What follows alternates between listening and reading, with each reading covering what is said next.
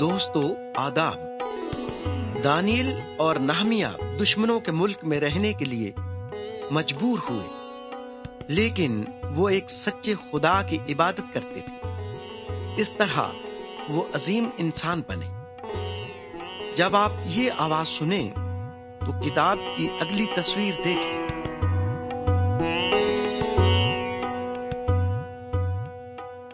تصویر نمبر 13، دانیل اور اس کے دوست۔ اس تصویر میں دانیل اور اس کے 3 دوست دکھائی دیتے ہیں۔ وہ بنی اسرائیل میں سے تھے۔ ان کے دشمن انہیں بابل کی سرزمین میں لے گئے تھے۔ شاہ بابل چاہتا تھا کہ وہ اس کی خدمت کریں، چنانچہ انہیں بابل کی زبان اور طور طریقے سیکھنے پڑے۔ دانیل اور اس کے دوستوں نے شاہی کھانا کھانے سے انکار کر دیا، کیونکہ یہودی مذہب میں یہ جائز نہیں تھا، اور وہ جانتے تھے کہ انہیں خدا کے قوانین کو ماننا اور ان کا احترام کرنا ضروری ہے۔ پس انہوں نے کھانے کے لیے ساگ پات اور پینے کے لیے پانی مانگا۔ ان کا نگران ڈرتا تھا کہیں وہ کمزور ہو کر بیمار نہ پڑ جائیں، لیکن وہ بابل کے نوجوانوں کی نسبت زیادہ صحت مند اور دانش مند ہو گئے۔ تصویر نمبر 14، دانیل اور شاہ بابل۔ شاہ بابل نے خواب دیکھا۔ اس نے دانش مندوں سے کہا کہ اس کی تعبیر کریں، لیکن کوئی بھی اس کی تعبیر نہ کر سکا۔ چنانچہ اس نے انہیں ہلاک کرنے کا حکم دیا۔ تب دانیل اور اس کے دوستوں نے خدا سے دعا کی، اور خدا نے دانیل پر بادشاہ کا خواب ظاہر کیا۔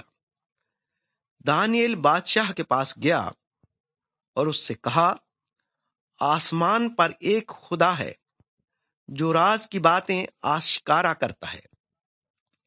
وہی عظیم خدا بادشاہ کو بتانا چاہتا ہے کہ مستقبل میں کیا ہوگا۔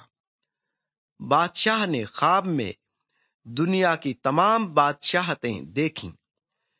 پھر اس نے ایک بڑی سلطنت دیکھی جس نے باقی تمام سلطنتوں کو تباہ کر دیا۔ وہ خدا کی بادشاہت تھی جو ابد تک قائم رہے گی۔ بادشاہ دانیل سے بہت خوش ہوا۔ دانش مندوں کو بچا لیا گیا اور دانیل کو بابل کا حاکم مقرر کر دیا گیا۔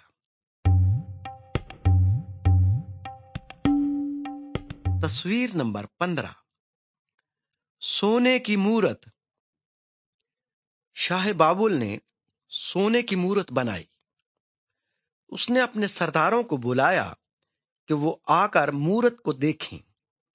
بادشاہ کے خادم نے لوگوں کو بادشاہ کا حکم سنایا، جس وقت تم ساز کی آواز سنو تو سونے کی مورت کے سامنے گر کر اسے سجدہ کرو، اور جو کوئی گر کر سجدہ نہ کرے گا اسے آگ کی جلتی ہوئی بھٹی میں ڈال دیا جائے گا۔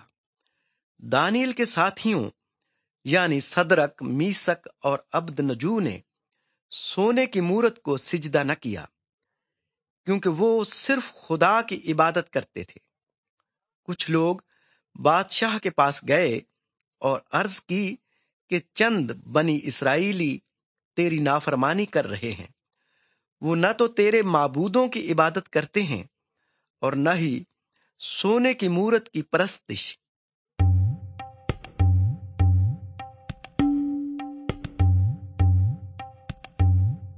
تصویر نمبر 16، آگ کی بھٹی۔ بادشاہ نے صدرک، میسک اور عبدنجو کو بلا بھیجا۔ اس نے ان سے کہا، اگر تم سونے کی مورت کی پرستش نہیں کرو گے تو تم کو آگ کی بھٹی میں ڈال دیا جائے گا۔ پھر کون سا معبود تم کو بچائے گا؟ انہوں نے عرض کی، ہمارا خدا جس کی ہم عبادت کرتے ہیں ہم کو بچانے کی قدرت رکھتا ہے۔ اگر وہ ایسا نہیں کرتا پھر بھی ہم سونے کی مورت کی پوجا نہیں کریں گے۔ چنانچہ صدرک، میسک اور عبدنجو کو آگ کی بھٹی میں ڈال دیا گیا۔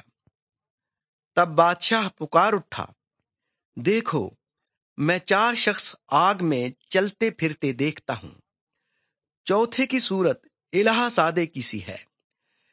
جب وہ تینوں مرد آگ کی بھٹی سے باہر آئے تو ان پر جلنے کے نشان تک نہ تھے۔ بادشاہ نے کہا، صدرک، میثک اور عبدنجو کے خدا نے اپنا فرشتہ بھیج کر اپنے بندوں کو رہائی بخشی، کوئی دوسرا خدا اس طرح نہیں بچا سکتا۔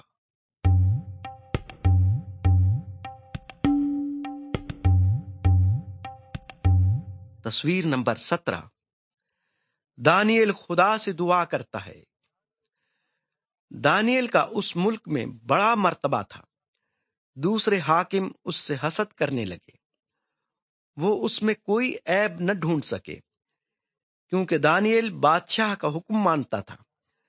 دانیل کے دشمن بادشاہ کے پاس گئے اور انہوں نے کہا، بادشاہ ایک فرمان جاری کرے جس کی روح سے ہر وہ شخص جو تیرے سوا کسی اور معبود کی پرستش کرے وہ شیروں کی ماند میں ڈال دیا جائے۔ بادشاہ نے ان سے اتفاق کیا اور ایسا ہی ایک نیا قانون جاری کیا۔ دانیل کو بادشاہ کا نیا قانون سنایا گیا، لیکن اس نے معمول کے مطابق اپنے خدا کی عبادت جاری رکھی۔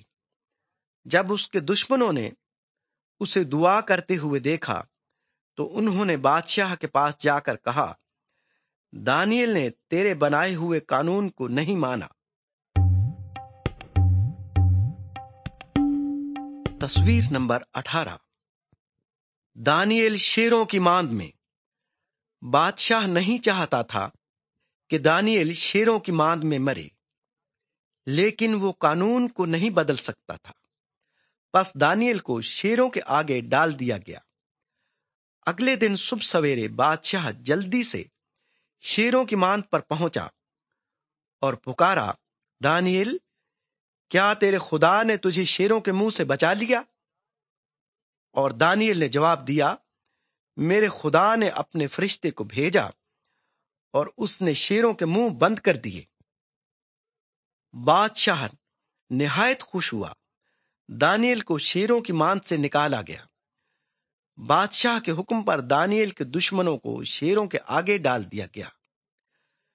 شیر انہیں دیکھتے ہی ان پر جھپٹ پڑے اور ان کے ٹکڑے ٹکڑے کر ڈالے۔ عزیزو، ہمیں آدمیوں سے نہیں ڈرنا چاہیے۔ اگر ہمارا ایمان دانیل اور اس کے دوستوں کے زندہ خدا پر ہے تو اگر انسان ہمیں مار بھی دیں پھر بھی ہماری ایک امید ہے، کیونکہ یسوع ہمیں موت کے بعد زندگی دینے کے لیے آیا۔